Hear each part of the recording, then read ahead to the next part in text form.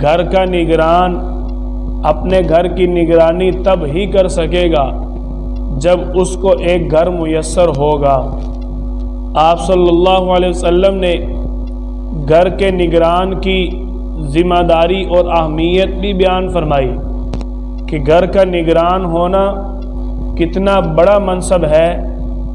آپ صلی اللہ علیہ وسلم نے فرمایا کہ گھر کے نگران سے میدان حشر میں اس کے گھر والوں کے بارے میں سوال کیا جائے گا، آیا کہ اس نے اپنے گھر والوں کی زندگی کو اسلامی بنانے میں، اپنے گھر والوں کی تربیت کرنے میں، گھر میں اسلامی اور دینی ماحول بنانے میں کیا کردار ادا کیا۔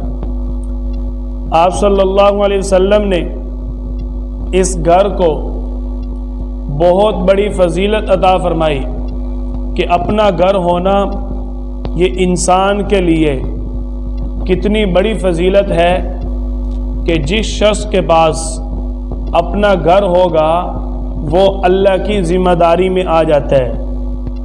آپ صلی اللہ علیہ وسلم نے اپنا گھر ہونا اس سے سکون حاصل کرنے کا سبب بیان فرمایا۔ اللہ تعالی نے بھی قرآن کریم کے اندر اپنا گھر ہونا اس کی فضیلت بیان فرمائی۔ جب بندے کا گھر اپنا ہوگا، یا ایھا الذین آمنو، اے ایمان والو، قوا انفسکم، اپنے آپ کو بچاؤ، واہلیکم، اور اپنے گھر والوں کو بچاؤ، نارا وقودھا الناس والحجارہ، جہنم کی آگ سے، ایسی آگ جس کا ایندھن انسان اور پتھر ہوں گے۔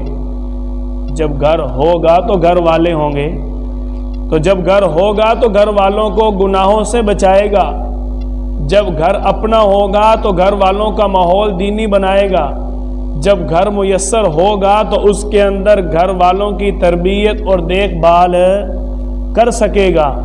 تو اپنا گھر ہونا یہ اسلام کے اندر فضیلت بیان کی گئی۔ وَإِن تَعُدُّوا نِعْمَةَ اللَّهِ لَا تُحْصُوهَا إِنَّ اللَّهَ